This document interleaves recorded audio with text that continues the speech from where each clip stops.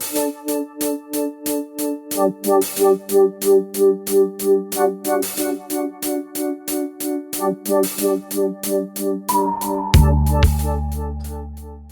back to the Following Your Gut podcast, where health science meets clinical wisdom. It's great to be back with you guys today, and I'm doing another solo venture here, and I want to talk to you about something that was actually created out of a wonderful happenstance, but it ended up being a wonderful thing as far as the US Enzymes Master supplements philosophy has evolved. And this is the idea, and I love the name Master as a wonderful root for anything marketing or branding. I want to teach you guys about what we call the Master philosophy today. And the Master philosophy is many things. It is a framework of how to potentially approach, I don't want to say self-diagnosis, but if you are someone who is struggling with some unknown, unresolved symptom or symptom presentation, it's a way to maybe start when it comes to buying some products for yourself if you don't know where. It's also a non-specific way to address potentially everything if someone is in compromised health, because it treats nothing, but it helps everything. And if you are a practitioner or someone who is wanting to expand your clinical repertoire of product knowledge and use, it's an idea or an ideology of how to group products in specific categories based upon the entire product portfolio that we have. But I really think it does lend itself well to people who are wanting to be their own health warriors, their own, specialists, so to speak. It gives them an idea of how to start something with a logic and a rationale that is not something that is complicated and dangerous, potentially like heavy metal detox on your own, or some kind of, insane biohacking experimental thing that may yield an incredible result, but it might also yield absolutely nothing, or worse, some state of compromise. So the Master philosophy to me looks through the lens of most things that people suffer from or struggle with that develop into issues start within the digestive system. I have this way of looking at things when it comes to the human body. The human body is not a segmented, separate series of organs that somehow are just cobbled together unknowingly. I look at it as one interconnected ecosystem where everything has a very specific purpose and how it works with and complements everything else. And in that interconnected system, a problem in one area will ultimately result in a problem in all areas if enough time goes by. Hippocrates said that all disease begins in the gut. It may be an oversimplification, but it also might be incredibly accurate, because if you think about your digestive system, even though it's inside of your torso, it's still the outside of your body, because the inside of your body is anything that actually interfaces with all the cells and the tissues. So if it gets into the circulatory systems, it's inside your body. If it's in your gut, it's the last layer of protection. It's the final barrier between the outside and the inside. So if that ecosystem breaks down, or that system of fortification breaks down, problems are almost a certainty as time goes on. And let's be honest, who has a healthy gut these days? Very few people. I call them unicorns if they do exist. But B, the digestive system was not built to be a good physical barrier. It's built to be a good absorptive barrier, because it's meant to get nutrition into the body. So you can't have both, unfortunately. You can't have a good physical fortress that no one can come in if you invite them to dinner. If your house has multiple doors and people can just walk in off the streets and sit at the table, it's basically what the digestive system is if we carry that example out a little bit further. So the reason all disease potentially begins in the gut must tie into the fact that if you are suffering from anything or multiple things, supporting your gut is the first step in how we suggest starting.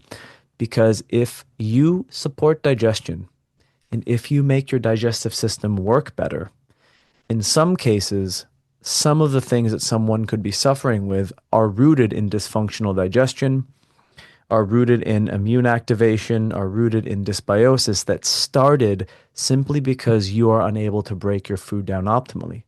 And this is where I suggest people use things like digestive enzymes and hydrochloric acid supplements, because the goal is not to use a supplement for the rest of your life because you cannot sustain without it. If you take a look at the name supplement, it's like a noun and a verb at the same time, right? The action and the intention of what it's meant to be used for is in the name. It is a supplement to the thing that either should be there, could be there, but is not there at the moment. And the reason I suggest starting with a digestive enzyme or hydrochloric acid is this is where most people start to create the downstream problems that go wrong with the entirety of their physiology because they couldn't properly break down proteins or properly break down and digest fats and carbohydrates. And as a result of that, their inner ecosystem of their gut lining, the bacteria that live in their gut immune systems, the cells that hold the gut cells rather together start to become leaky as all of those previous systems start to become compromised and break down. So your physical barrier has lost its integrity. Now all of a sudden you have a breach. And if you have a breach in the gut to the inside of the body, things that are meant to stay into the tube and leave, or things that are meant to be more completely broken down and are not, get into the bloodstream partially digested, or the environmental compounds or bacterial toxins or whatever it is that you have in your gut that's getting into your circulatory system through those gaps can create some serious problems. As that happens, it also starts to change the inner ecology of the gut bacteria. It changes the inner environment where those gut bacteria reside, and it can prime you for a state of what's called dysbiosis. And if you continue to eat, especially low quality foods, in less optimal ways, meaning you're not properly making eating your ritual. And if you haven't heard that episode, I do a very deep dive on digestion. So I encourage you to go back and listen to it. Or not, if you haven't listened to it, listen to it for the first time. But every time you eat, it's a chance to continue throwing little bits of paper and very, very dry wood on that fire. And it continues to change the inner environment to a suboptimal environment that can promote dysbiosis, pathogen accumulation, yeast and fungal overgrowth, parasites, and things of that nature. So that's where we go to phase 1B. So if phase 1A is supporting digestion and the digestive system, phase 1B is where you start to bring in things that are directly targeted to help rebalance the dysbiotic ecology, the dysbiotic overgrowth of bacteria in your gut that is creating a microbiome that is disease promoting, not disease preventing. Because we have to understand all these little critters that live inside of us, they are incredibly important to do a few things. One, they anchor the inner environment of our digestive systems. Two, they are in chronic communication with our immune cells and our immune system to make sure that if there is a threat, it's properly dealt with. If there is no threat, everything is copacetic and calm. They're also there to help prevent certain species from overgrowing, colonizing, infecting, because what affects us negatively affects them negatively, and they want to live and thrive just as much as we do. So here's where we have all the different probiotics within our portfolio, the Theralax, the True Floras, the True Bifidos, and I encourage you to go on our website and look at some of these products, because what it does is it allows you to know where these probiotics are meant to be used under what conditions. And it's really cool because if someone's got a problem in their lower GI system, we can focus on that with a probiotic choice. Upper GI system, same kind of deal. But there's also other things that you can do here that involve binding things so they get out of the system upon waste removal. You can do some digestive cleansing with agents that can help potentially eradicate the buildup of pathogens, dysbiosis, things of that nature.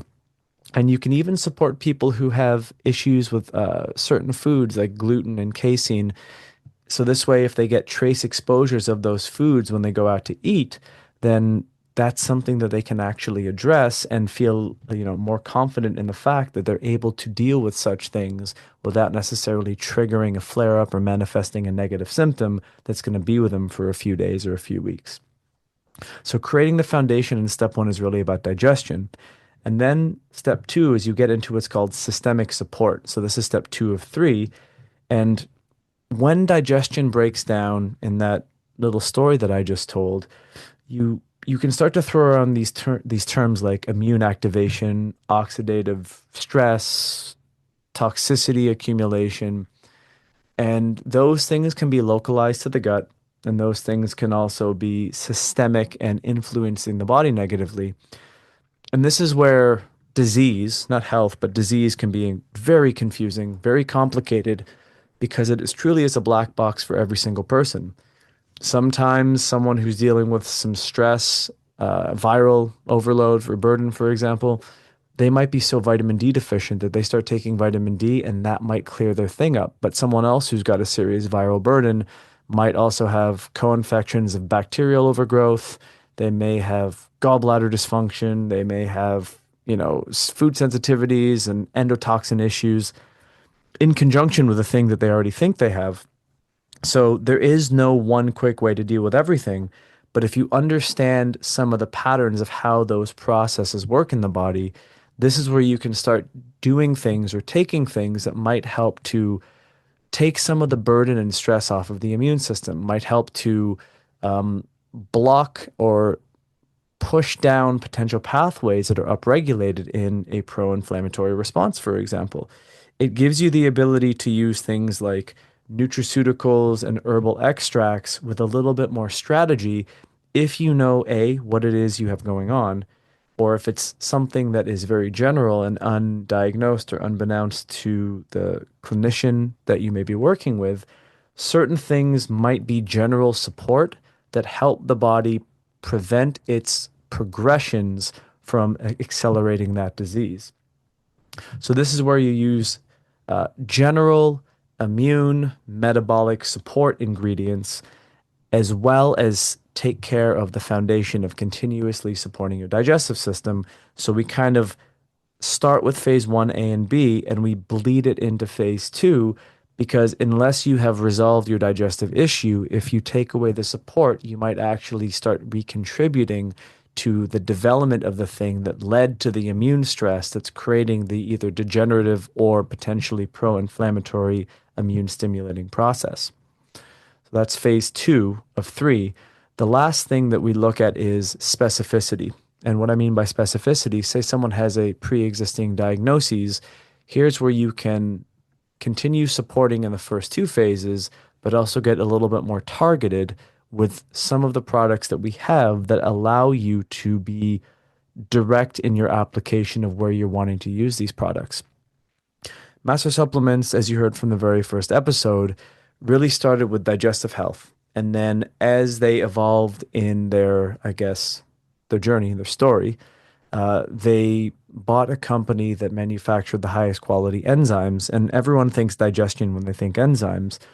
But in other parts of the world, enzymes are more thought of as an empty stomach supplement to help the immune system resolve chronic immune stress that is driving an inflammatory process that usually dovetails into some sort of degenerative condition.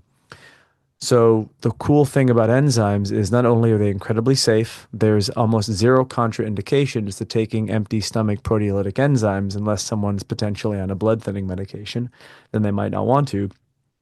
But they're also highly effective because they basically lower the activation energy of any biochemical process in the body. And when the body is in a perpetual state of immune stress and crises, your immune system is working overtime. Your white blood cells are being attracted to various sites of inflammation. And these processes are both trying to heal you because inflammation is the first step of healing. But if that inflammation is unresolved, these processes are hurting you while trying to heal you, which is kind of a catch-22. So the system specificity is really about knowing how to target specific areas of the body with the correlating enzyme that supports that. So if someone has circulatory cardiovascular issues, they might want an enzyme that helps to support the blood flow in the cardiovascular system of the arteries. If someone has respiratory issues, they might want something that targets that. If someone has soft tissue, connective tissue issues, they might want something that targets that. So now you have this really nice phase 1, 2, 3 that allows you to be complete in your process, especially when it comes to us, because what we do is digestive wellness and enzymes. So it's a way to approach the use of these products clinically, but it's also kind of like a philosophical examination of how to address the body through different ways of knowing how it's interconnected. Things start in the gut typically. They evolve in the gut, and the gut breaks down, they become a systemic problem. Over time, that systemic problem usually concentrates in a specific area, and that area becomes the focus because the system, sorry, the symptomatic presentation is most obvious in that area. And by no means is this a complete education on how to address healthcare, nor is it a specific way of how to clear up any potential issue that's related to immune stress and inflammation. It's just an approach. Because the wonderful thing about, health and health sciences, we're learning new things all the time. And there are multitudes of different ways to heal the body, which is an incredible thing because it doesn't mean there's only one way to get there. I think that gives people hope. But you do have to figure out the order of operation, so to speak, and the right variables of moving backwards in time from the point of most aggressive manifestation of something back through the healing cycle. And hopefully, you don't get stuck in the healing crisis, which is where the vast majority of people are nowadays. Because as a society, we've never been so sick. And my whole intention with creating the master philosophy started with a way to categorize things in a logical workflow that made sense. But what came out of it was this approach that taught people a systems thinking way of how to use a supplement. Remember, it's a supplement, it's not the fix. It's something that the body uses to help the body fix itself. But it's something that taught you how to use a supplement in a more strategic way, because the goal of taking any natural health product, in my mind, is for that product to work effectively so the body is able to take that signal in, help itself by restoring energy to overcome the injury that it's facing that's driving the illness, and ultimately get back to a state of optimal health. So if you do want to learn more about the master philosophy, there are some really cool graphics and flow charts on the website. So I highly encourage you to check some of those things out. And I really want to thank you for the opportunity to go through this, because I actually haven't ever really tried to describe this to the general public since we created it. And it's hopefully something that fosters thought. It is a basic framework that can be taken and remolded to fit the description of how a specific practitioner sees the world, because everyone's lens is very unique. It's a wonderful thing about the natural health world. And things that are outside of it can be added, it can be evolved, and it will be evolved as time goes on. So I hope that was interesting to all of you. If you are a health warrior out there and you're learning about yourself as you're treating yourself, I commend you. I hope this is information that will help you in your journey. If you are a practitioner and you are someone who is wanting to deepen your knowledge of how products work or how the application of a product might be optimally timed versus when it might not be, I would encourage you to potentially think about implementing this, or at least your version of it, through the lens of what it is your practice philosophy is. And I hope it does end up helping you. We'll see you guys soon for another episode. And as always, be well. And thank you for listening.